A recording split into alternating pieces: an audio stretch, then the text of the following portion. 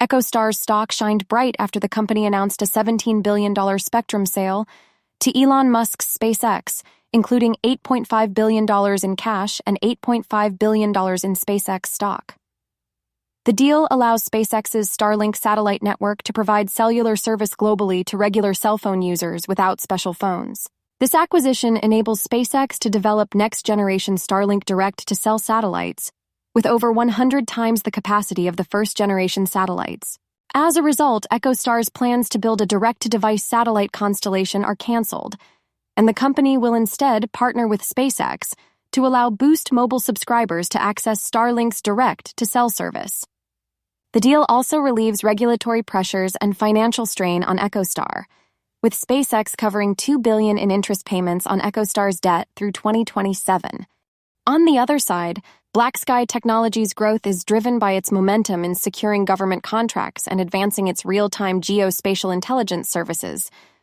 Revenue grew 8% year-over-year to $102 million, fueled by multi-year agreements. Key contracts include a Gen 2 space domain awareness expansion contract and a U.S. Navy contract to develop optical inter-satellite link terminals have contributed to this growth. Despite a current loss of $86.06 million, analysts forecast a 23.3% annual revenue growth rate, suggesting optimism in BlackSky's ability to reduce reliance on U.S. government contracts and expand into international markets. Meanwhile, Richtech Robotics completed a pilot program with a top 5 U.S. automotive dealership by revenue and is set to expand its services after the client expressed interest in proceeding with additional projects. This partnership is governed by a master services agreement signed in April, which includes standard intellectual property and confidentiality clauses. The agreement will remain active as long as at least one statement of work is in effect and will automatically renew for 12-month periods. This builds on Richtech's earlier success securing a $4 million sales agreement with Beijing Tongchuang Technology Development, which is expected to boost the company's fourth-quarter revenue and generate ongoing income. Richtech also entered into a 2-year master services agreement with a major global retailer and formed a strategic cooperation agreement with Beijing City of Design Development for AI and robotics research and development.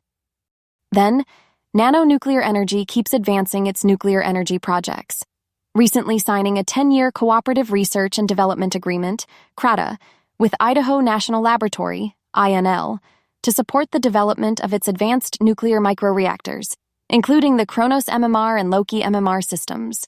This partnership will enable Nano Nuclear to leverage INL's expertise and facilities to accelerate reactor development, from design and materials qualification to regulatory licensing and deployment. The CRADA is expected to benefit Nano Nuclear with advanced reactor demonstration, materials science and irradiation testing, regulatory and licensing support, and commercialization enablement.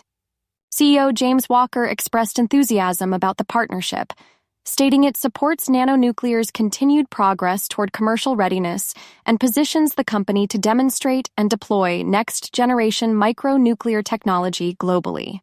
Earlier, Nano Nuclear was awarded a $1.25 million direct to Phase 2 contract by AFWERX to explore deploying its Kronos MMR energy system at Joint Base Anacostia Bolling in Washington, D.C. This project aims to assess the base's energy demands, grid vulnerabilities, and regulatory pathways for introducing a nuclear microreactor. In October, NNE is set to participate in the TD Cowen's Nuclear Fuel Cycle and Next Generation Nuclear Roundtable on October 9th. For more on stocks and crypto, follow Ascencore. Thanks for watching and have a nice day.